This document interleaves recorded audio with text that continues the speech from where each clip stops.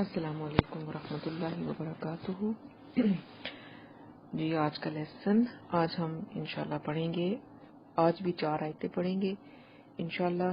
آیت نمبر 138، 39، 40 اور 41، اور اس کے ساتھ ساتھ الحمدللہ ہمارا پہلا سپارہ ختم ہو جائے گا۔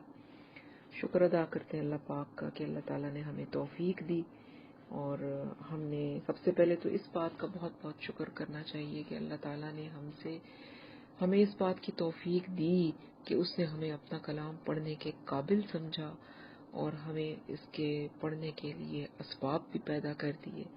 تو شکر الحمدللہ الذی ہدانا لہذا وما کنا لنہتدی لولا ان ہدانا اللہ۔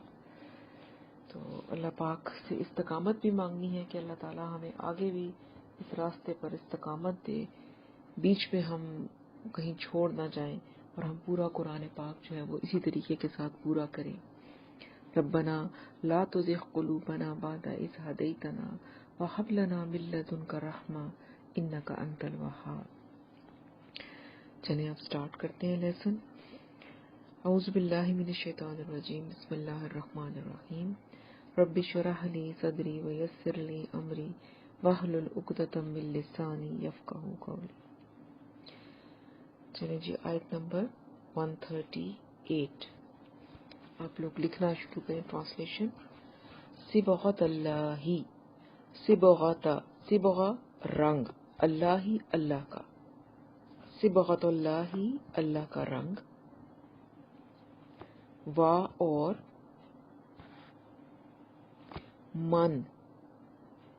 من کا مطلب جو بھی ہوتا ہے، اور من کا مطلب ایک اور بھی ہے جو اب میں استعمال کرنے لگی ہوں، کس کا، اور من کس کا، احسن ہے، من اللہ من سے، اللہ صبغتاً رنگ، یعنی کس کا رنگ اللہ کے رنگ سے زیادہ احسن ہے، زیادہ اچھا ہے۔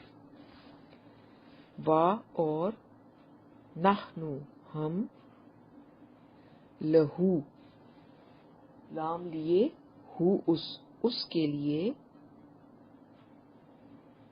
عابدون عبادت کرنے والے ہیں۔ قل کہہ دیں، اتحاجوننا، اس کے ہم کتنے پارٹس کریں گے؟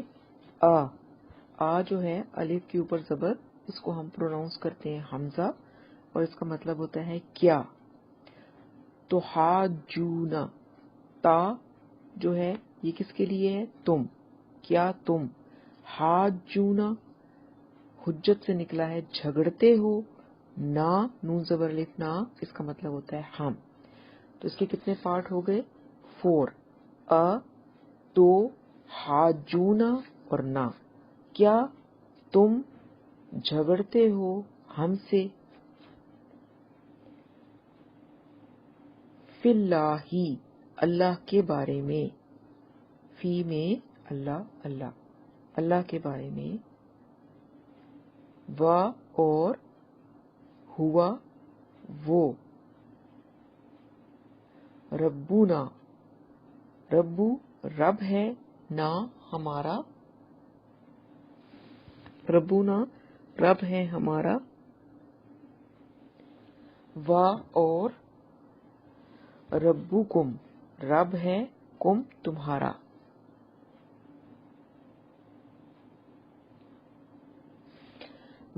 اور لنا لیے، نا ہمارے، اور ہمارے لیے، اعمالنا اعمال عمل ہیں، نا ہمارے، اور لکم لام لیے، کم تمہارے، اور تمہارے لیے، اعمالکم اعمال، کم تمہارے عمل ہیں، اور نحنو ہم، لہو اس کے لیے، لام لیے، ہو اس کے لیے، مخلصون خالص ہیں، ام کیا، تقولون تم کہتے ہو، تا تم کے لیے، کیا تم کہتے ہو، انا بے شک، ابراہیم ابراہیم علیہ السلام، و اسماعیل اور اسماعیل علیہ السلام، و اسحاق اور اسحاق علیہ السلام، و یعقوب اور یعقوب علیہ السلام، والاسباط اور اولاد یعقوب، کانو تھے، ہودن یہودی، او یا نصارا نصرانی یا عیسائی، کل کہہ دیں، آپ کہہ دیں، اانتم حمزہ کے اوپر زبر، اس کا کیا مطلب ہے، کیا، جیسے الف کے اوپر کوئی حرکت آتی ہے تو وہ حمزہ بن جاتا ہے، اس کا مطلب ہوتا ہے کیا، تو یہاں پر ڈائریکٹ حمزہ آ گیا تو اس کا مطلب بھی ہوگا کیا، کیا، انتم تم، اعلم زیادہ جانتے ہو، یہ بھی میں نے آپ کو پہلے بتایا تھا کہ یہ جو الف آ جاتی ہے، اعلم، اکبر، اصغر، یہ زیادہ کے لیے آتی ہے، اعلم زیادہ جانتے ہو، ام یا اللہ اللہ، اوپر آپ نے ام پڑھا ہے جس کا مطلب ہم نے کیا تھا کیا، ام تقولون میں، اور یہاں پر ام کا مطلب ہے یا، تو کیا آپ کو پتا چلا کہ ام کے دو مطلب ہیں، کیا بھی ہے اور یا بھی ہے، پہلے بھی آپ نے یہ پڑھا ہوا ہے، میں صرف آپ کی ریویژن کے لیے اس کو دوبارہ ریپیٹ کر رہی ہوں کہ دونوں میننگز اس کے ہوتے ہیں اور دونوں آ سکتے ہیں، کیا اور یا۔ آگے چلیں، وا اور من، کون، اب من کے تین میننگ ہم پڑھ چکے ہیں، من جو، من کا مطلب جو بھی ہوتا ہے اور کس کا بھی ہوتا ہے اور کون بھی ہے، ٹھیک ہے، یہ آپ علیحدہ سے ان کو لکھ لیا کریں، وا اور من کون، ازلم، پھر یہاں پر اعلم کی وزن پر آ گیا ازلم، بڑا ظالم ہے یا زیادہ بڑا ظالم ہے، ممن، یہ دو لفظ ہیں من اور من، من سے، من جو، اس سے جو، ممن اس سے جو، کتما چھپائے، شہادتن گواہی، اندہ اندہ پاس، ہو اس کے پاس ہے، من سے، اللہ اللہ اللہ سے، وا اور ما نہیں، اللہ اللہ اور نہیں اللہ، ماں کا مطلب نہیں بھی ہوتا ہے اور ماں کا مطلب اور کیا ہوتا ہے، جو بھی ہوتا ہے، اور نہیں اللہ بے غافلن بے خبر یا غافل، اما، پھر یہ دو لفظ ہیں ان اور ما، ان کا مطلب ہے سے، ما کا مطلب ہے جو، تو اما کا مطلب بن گیا اس سے جو، تعملون تم عمل کرتے ہو، تا تم کے لیے ہے، تم عمل کرتے ہو، تلکا یہ، امتن ایک امت ہے، ایک کہاں سے آیا، تنوین کی وجہ سے ہم نے لگایا ہے ایک امت ہو، یہ ایک امت ہے، قد خلت گزر چکی، بالکل یہ وہی آیت ہے جو پہلے آپ ابھی پچھلے لیسن میں پڑھ چکے ہیں، لہا اس کے لیے، لام لیے، ہا اس کے لیے، ماں جو کسبت کمایا اس نے، وا اور لکم تمہارے لیے، ماں جو کسب تم کمایا تم نے، ولا وا اور لا نہیں، تسألون تم سے سوال کیا جائے گا. یہ میں نے آپ کو سمجھایا ہے، پھر ایک دفعہ ایکسپلین کر دیتی ہوں. تا ہے تم کے لیے، اور تسألون میں ہم نے چونکہ تا پہ پیش آ گیا اس لیے یہ پیسو وائس بن جائے گا، تو ہم اس کا ترجمہ کریں گے تم سے سوال کیا جائے گا. اما پھر وہی ان اور ماں، اس سے جو، ان سے ماں جو، اس سے جو کانو تھے، یعملون وہ عمل کرتے، یا وہ کے لیے ہے، وہ عمل کرتے.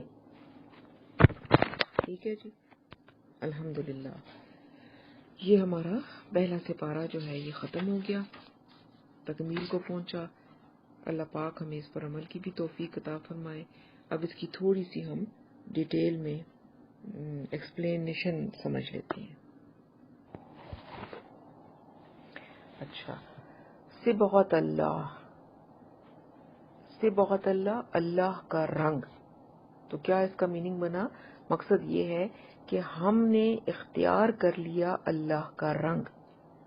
یعنی ہم ابھی پیچھے پڑھ رہے تھے نا کہ یہودی کہتے تھے کہ تم یہودی بنو گے یا تم عیسائی بنو گے تو ہی تم ہدایت کے رستے پر ہوگے. تو مسلمان کیا کہہ رہا ہے؟ صبغۃ اللہ، ہم نے اللہ کا رنگ اختیار کر لیا. اور اللہ کا رنگ کون سا ہے؟ تقوی کا رنگ. کہ جب ہم نے تقوی اختیار کر لیا، اللہ پاک کا رنگ اس کے اوپر چڑھتا ہے جو اپنے آپ کو مکمل سبمٹ کر دیتا ہے اللہ کے سامنے، تو اس پر اللہ کا رنگ چڑھتا ہے. یعنی کہ اس کی اپنی، جس کی اپنی کوئی مرضی نہیں ہے، جو ٹوٹلی اللہ کی مرضی پر چلے گا وہ اللہ کے رنگ میں ڈھل جائے گا. تو اس میں ہم فرمایا کہ ہم نے تو اختیار کر لیا اللہ کا رنگ. وَمَنْ أَحْسَنُ مِنَ اللَّهِ صِبْغَةً، اور اللہ کے رنگ سے بہتر کس کا رنگ ہو سکتا ہے؟ بے شک کہ جو اللہ تعالیٰ کا رنگ ہے اس سے بہتر تو کوئی رنگ نہیں ہو سکتا.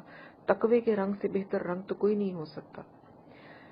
تو اب یہ اصل میں یہ بھی تھا کہ جو تھے عیسائی، جب کوئی بچہ پیدا ہوتا ہے ان کا تو وہ اس کو بیپٹائز کرتے ہیں. آپ نے اکثر سنا ہوگا وہ بیپٹزم جو ہوتا تھا اس میں وہ ایک پانی کے اندر کچھ رنگ ڈال کے اور اس سے اس بچے کو نہلاتے تھے.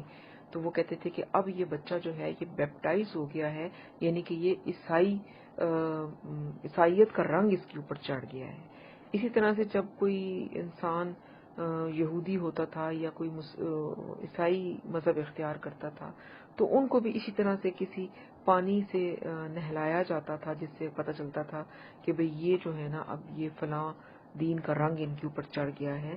تو اس ریفرنس میں بھی یہ بات کی جا رہی ہے کہ اللہ، مسلمان جو ہے اس کو کسی بیپٹزم کی ضرورت نہیں ہے، وہ تو اللہ کے رنگ میں رنگا ہوتا ہے، اس کے اوپر تو اللہ کا رنگ چڑھا ہوتا ہے. اور اللہ کا رنگ جو ہے وہ کس صورت میں نظر آتا ہے؟ تقوی کی صورت میں نظر آتا ہے. جب کہ ایک مسلمان اپنے آپ کو ٹوٹل سبمیشن میں دے دیتا ہے اللہ کے، وہ اللہ کے سامنے جھک جاتا ہے تو اس کی ذات پر اللہ کا رنگ چڑھ جاتا ہے. اور اللہ کے رنگ سے بہتر اور کس کا رنگ ہو سکتا ہے؟ یہ سوال کیا ہے اللہ تعالیٰ نے کہ اللہ کے رنگ سے بہتر بھی کوئی رنگ ہو سکتا ہے. اور پھر آگے فرمایا وَنَحْنُ لَهُ عَابِدُونَ، یعنی یہ اصل میں یہ مسلمان کہہ رہے ہیں اس وقت کے یہود اور نصارہ کو کہ ہم تو بس اسی کی بندگی کرنے والے لوگ ہیں، اسی کی عبادت کرنے والے لوگ ہیں. قُلْ أَتُحَاجُّونَنَا فِي اللَّهِ، اور پھر فرمایا کہ اے نبی صلی اللہ علیہ وسلم آپ ان سے پوچھیں کیا تم ہم سے جھگڑ رہے ہو اللہ کے بارے میں؟ وَهُوَ رَبُّنَا وَرَبُّكُمْ، حالانکہ وہ تو ہمارا رب بھی ہے اور وہ تمہارا رب بھی ہے. یعنی جب ہمارا رب سانچا ہے، تم بھی اسی رب کو مانتے ہو، ہم بھی اسی رب کو مانتے ہیں، تو پھر رب کے بارے میں جھگڑا کیسا؟ جب رب ایک ہے، دین بھی ایک ہے، تو جھگڑے کی تو کوئی بات ہی نہیں ہے۔ اگر کوئی فرق ہے تو وہ شریعت میں فرق ہے، وہ جو تھوڑے بہت طریقے ہیں، جو شریعت ہے اس میں تھوڑا بہت فرق آیا ہے، باقی دین تو وہی ہے۔ حضرت عیسیٰ بھی وہی کچھ لے کر آئے تھے جو قرآن ہمیں بتا رہا ہے، حضرت موسیٰ بھی وہی کچھ لے کر آئے تھے جو قرآن ہمیں بتا رہا ہے، تو فرق تو کوئی نہیں ہے۔ ایک ہی رب کی طرف سے تورات بھی آئی، انجیل بھی آئی، قرآن بھی آیا، تو فرق کہاں سے آ گیا؟ اگر تھوڑا بہت فرق ہے تو وہ صرف شریعت میں فرق ہے، یعنی کہ اس پیٹرن پہ جس پر آپ نے زندگی گزارنی ہے اس میں تھوڑا تھوڑا ضرور فرق ہے، لیکن وہ کوئی اتنا بڑا فرق نہیں ہے کہ جس کے اوپر جھگڑا کیا جائے۔ تو یہاں پر مسلمانوں کو بتایا گیا کہ یہ جو یہود اور نصارہ تم سے جھگڑ رہے ہیں کہ تم یہودی ہو جاؤ یا تم عیسائی ہو جاؤ تو ہی تم ہدایت پر چل سکتے ہو، تو ان کے جھگڑے کو بتایا گیا کہ وہ آپ ان سے یہ پوچھیں کہ کیا تمہارا رب کوئی اور ہے، ہمارا رب کوئی اور ہے؟ ہم بھی تو اسی رب کو مانتے ہیں جس رب کو تم مانتے ہو، تو اس لیے جھگڑے کی تو کوئی بات ہی نہیں ہے۔ وَلَنَا أَعْمَالُنَا وَلَكُمْ أَعْمَالُكُمْ، اور ہمارے لیے ہمارے عمل ہیں اور تمہارے لیے تمہارے عمل ہیں، یعنی کہ جو تم کماؤ گے وہ تمہارا عمل ہے، تم اس کے جواب دہ ہو، جو ہم عمل کریں گے وہ ہمارے عمل ہیں، ہم اس کے جواب دہ ہیں۔ تو ہم تو اپنے مقصد یہ ہے کہنے کا کہ ہر انسان اپنے عمل کا جواب دہ ہے، وہ دوسروں کے اعمال کا ذمہ دار نہیں ہے۔ اگر ہم تھوڑی دیر کو رک کے دیکھیں تو ہم اپنے عمل پر توجہ نہیں دیتے، ہم لوگوں کے اعمال پر توجہ دیتے ہیں۔ ہمیں یہ فکر ہوتی ہے فلاں نے یہ کیا وہ تو دوزخی ہے، فلاں نے یہ کیا وہ تو پکا پکا دوزخ میں جائے گا، وہ اس نے یہ کام کیا وہ گنہگار ہے۔ تو یہ ہمیں ججمنٹل نہیں ہونا چاہیے۔ ہمارا مقصد یا ہمارا فوکس کیا ہونا چاہیے، ہم کیا کر رہے ہیں۔ ہم نے صرف اپنے عمل کو دیکھنا ہے، اس لیے کہ ہم اپنے عمل کے جواب دیں ہیں۔ ہم نے جو آج کرنا ہے کل اللہ کو اس کا جواب دینا ہے اور حساب کتاب ہوگا، لیکن کوئی اور کیا کر رہا ہے اس کے اوپر ہم اپنی انرجیز کیوں ضائع کریں، کیوں اس کے اوپر ہم اپنا ٹائم ویسٹ کریں؟ جو کچھ وہ کر رہا ہے وہ اپنے عمل کا جواب خود دے لے گا اللہ کو۔ تو اس لیے یہ فرمایا کہ ہمارے لیے ہمارے عمل، تمہارے لیے تمہارے عمل۔ وَنَحْنُ لَهُ مُخْلِصُونَ، اور ہم تو خالص اسی کے لیے ہیں، یعنی ہم نے اپنے آپ کو اللہ کے لیے، اللہ کی بندگی کے لیے خالص کر لیا ہے، ہم اسی کے لیے ہیں، اپنے آپ کو، اپنی بندگی کو ہم اللہ کے لیے خالص کر چکے ہیں۔ تو یہ چیز اللہ تعالیٰ نے فرمائی کہ تم ان کو جواب دو۔ یہاں پر تھوڑی سی بات یہ کروں گی کہ ابھی ہم نے یہ جو آیتیں پڑھی ہیں پچھلی دو ایک لیسنز میں، اس میں آپ دیکھیں آیت نمبر 136 کے اینڈ پر لفظ آیا تھا وَنَحْنُ لَهُ مُسْلِمُونَ، ٹھیک ہے، اور ہم اس کے لیے اس کے فرما بردار ہیں، ٹھیک ہے، یا ہم نے اسلام قبول کر لیا، اس کو اگر ہم بالکل ہی شارٹ فارم میں لے کے آئیں تو۔ اس کے بعد آیت نمبر 138 کے اینڈ پر دیکھیں لفظ آ رہا ہے وَنَحْنُ لَهُ عَابِدُونَ، اور ہم اس کی بندگی کرتے ہیں، عبادت کرتے ہیں۔ اور اس کے بعد آیت نمبر 139 میں آ گیا وَنَحْنُ لَهُ مُخْلِصُونَ، کہ ہم اس کے لیے خالص ہو گیا، ہمارا ہر عمل میں اخلاص آ گیا۔ تو تین باتیں یہاں پر آئی ہیں، ان پہ ہم نے اپنے آپ کو پرکھنا ہے۔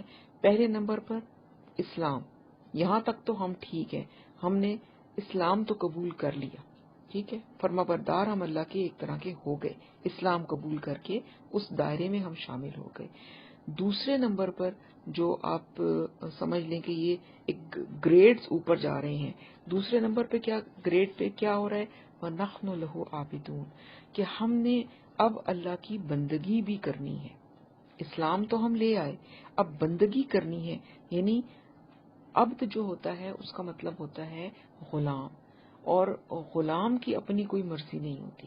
تو جب ہم اللہ تعالیٰ کی، ہم کہتے ہیں نا کہ ہم اس کی عبادت کرتے ہیں، تو اس سے مراد یہ ہوتی ہے کہ ہم اس کے بندے ہیں، ہم اس کی بندگی کریں گے، ہم اس کے غلام ہیں، ہماری کوئی مرضی نہیں ہے، مرضی اللہ کی چلے گی۔ تو دوسری جو کیٹیگری یا دوسرا جو گریڈ ہے وہ کیا ہے کہ اپنے آپ کو ہم عابدون کے لسٹ میں لے کر آئیں. ٹھیک ہے. اس کے بعد تیسرے نمبر پر آ رہی ہے نحن لہو مخلصون، کہ ہمارا ہر عمل اس کے لیے خالص ہے. اور پھر اس جگہ پر آ کر تقویٰ جو ہے وہ بہت اونچا ہو جاتا ہے. یعنی سٹیپ بائی سٹیپ جو ہے انسان یہاں تک پہنچتا ہے کہ اس کا ہر عمل جو ہے اس میں صرف اللہ کی رضا شامل ہو جائے. اللہ پاک وہی عمل قبول کرتے ہیں جو اخلاص کے ساتھ کیا جاتا ہے، جو خالص اللہ کے لیے ہوتا ہے، جس میں کوئی اور غرض شامل نہیں ہوتی، نہ کوئی دنیا کا فائدہ، نہ کوئی شہرت، نہ کوئی بھی اور چیز. بس جو عمل کرنا ہے وہ خالص اللہ کے لیے ہوگا، وہ عمل اللہ تعالیٰ قبول فرمائیں گے. تو ہم نے نحن لہو مسلمون سے لے چلے ہیں ہم، اور ہم نے نحن لہو مخلصون تک آنا ہے. تو اس تک آنے میں آہستہ آہستہ وقت لگتا ہے، لیکن ہم نے اپنے ہر عمل میں اخلاص لے کر آنا ہے. اپنے ہر عمل کو پہلے تو اللہ کے مطابق کرنا ہے، پھر ہم نے اپنے آپ کو اللہ کی بندگی میں دے دینا ہے کہ ہماری اپنی مرضی ختم ہو جائے گی، اللہ کی مرضی چلے گی. اور پھر جب اس کی مرضی کا کام کریں گے تو خالص اسی کے لیے کریں گے. تو پھر یہ والا درجہ جو ہے یہ بہت اونچا درجہ ہے، اور اس تک ہم نے آنا ہے. اس میں مجھے ایک حدیث یاد آئی کہ نبی صلی اللہ علیہ وسلم نے ارشاد فرمایا تھا کہ جس نے دکھاوے کی نماز پڑھی اس نے شرک کیا، جس نے دکھاوے کے لیے روزہ رکھا اس نے شرک کیا، اور جس نے دکھاوے کے لیے صدقہ اور خیرات کیا اس نے شرک کیا. اور شرک کتنا بڑا گناہ ہے کہ توبہ کے بغیر اس کی معافی نہیں ہے. باقی گناہ تو اللہ پاک چاہیں گے معاف کر دیں گے، لیکن شرک کی معافی اس وقت تک نہیں ہے جب تک کہ انسان خود دانستہ توبہ نہ کرے اور اس سے پیچھے نہ ہٹے. تو اس لیے اب اگر کوئی بندہ نماز پڑھتا ہے اور وہ دکھاوے کے لیے کہ لوگ کہیں کہ یہ بڑا نمازی ہے، بڑا نیک ہے، تو وہ نماز اللہ قبول نہیں کریں گے. وہ پھر نحن لہو مخلصون والا عمل نہیں ہوگا. اسی طرح سے اگر روزہ رکھا ہے اور اس میں کوئی اور چیز آ گئی ہے، دکھاوا آ گیا ہے، تو پھر وہ بھی اللہ قبول نہیں کریں گے، وہ خالص اللہ کے لیے نہیں ہوگا. اسی طرح سے صدقہ خیرات بھی ہے. تو اللہ تعالیٰ سے دعا ہے کہ اللہ پاک ہمیں نحن لہو مخلصون کی کیٹیگری میں شامل کریں. اچھا، اب آگے چلیں. اللہ تعالیٰ آگے کیا کہہ رہے ہیں؟ ام تقولون ان ابراہیم و اسماعیل و اسحاق و یعقوب والاسباط کانوا ہودا او نصارا. اللہ تعالیٰ فرماتے ہیں کہ کیا تمہارا یہ کہنا ہے کہ ابراہیم، اسماعیل، اسحاق، یعقوب اور اولاد یعقوب یہ سب یہودی تھے یا پھر نصرانی تھے؟ پچھلے لیسن میں انہوں نے کہا تھا نا کہ یہ جو تھے، ہم تو ابھی پچھلے جو ہم نے لیسنز پڑھے ہیں اس میں یہ بار بار بات آئی ہے کہ وہ کہتے تھے کہ یہودی کہتے تھے ابراہیم علیہ السلام جو ہیں وہ یہودی ہیں، اور عیسائی کہتے تھے کہ وہ تو عیسائی تھے، ہم ان کو ہم فالو کرتے ہیں. اور تو اللہ تعالیٰ اب ان سے سوال کر رہے ہیں کہ کیا تمہارا یہ خیال ہے کہ یہ جو ابراہیم، اسحاق، یعقوب اور جتنے بھی یہ لڑی انبیاء کی چل رہی ہے یہ یا تو یہودی تھے یا پھر یہ عیسائی تھے؟ تو تم جو کہتے ہو کہ یہودی ہو جاؤ یا پھر عیسائی بن جاؤ تو تبھی ہدایت پاؤ گے، تو کیا ابراہیم علیہ السلام یہودی تھے یا نصرانی تھے؟ یہ سوال اللہ تعالیٰ نے پوچھا ہے. اور اسحاق، یعقوب، یوسف، موسیٰ، عیسیٰ علیہ السلام یہ سب کون تھے؟ یہی بات آج مسلمانوں کو بھی سوچنی چاہیے.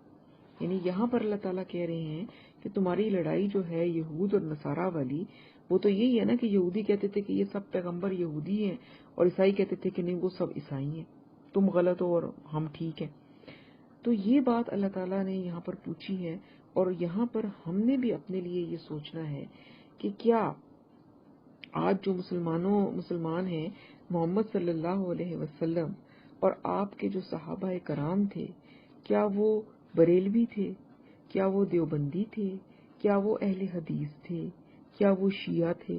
وہ کیا تھے؟ وہ سب تو مسلمان تھے، ان کو تو پتہ ہی نہیں تھا ان تمام مسلکوں کا. تو اللہ تعالیٰ کے ساتھ اخلاص کا تقاضا یہ ہے کہ ہم ان تقسیموں سے بالا تر ہو جائیں. ایک انسان چاہے وہ کسی مسلک کو چلو مانتا بھی ہے تو وہ صرف اس کو ماننے تک ہونا چاہیے، وہ مسلک اس کی شناخت نہیں بننا چاہیے. ہماری پہچان، ہماری شناخت صرف مسلمان ہونا چاہیے، جبکہ آج ہمارے مسلک ہماری شناخت بن گئے ہیں.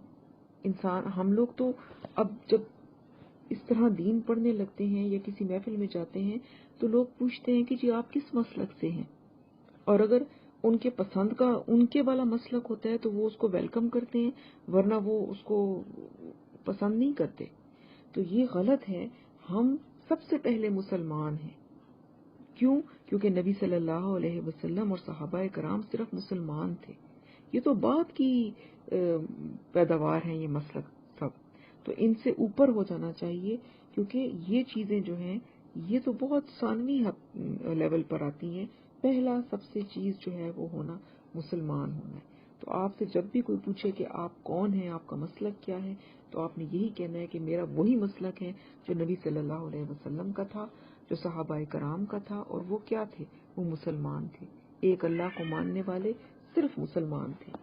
تو اس لیے آج سے ہم نے اپنے آپ کو صرف مسلمان کہنا ہے، ہم نے اپنے آپ کو کسی مسلک کے ساتھ اٹیچ نہیں کرنا. پھر آگے فرمایا قل اانتم اعلم ام اللہ، قل کہہ دیں تم زیادہ جانتے ہو یا اللہ، یعنی کہ اللہ تعالیٰ کو زیادہ علم ہے یا تمہیں زیادہ پتا ہے. ومن اظلم ممن کتم شہادۃ عندہ من اللہ، اور اس شخص سے بڑھ کر ظالم اور کون ہوگا جس نے اللہ تعالیٰ کی طرف سے آئی ہوئی کسی گواہی کو چھپا لیا. اور یہ بات کس کو کہی جا رہی ہے؟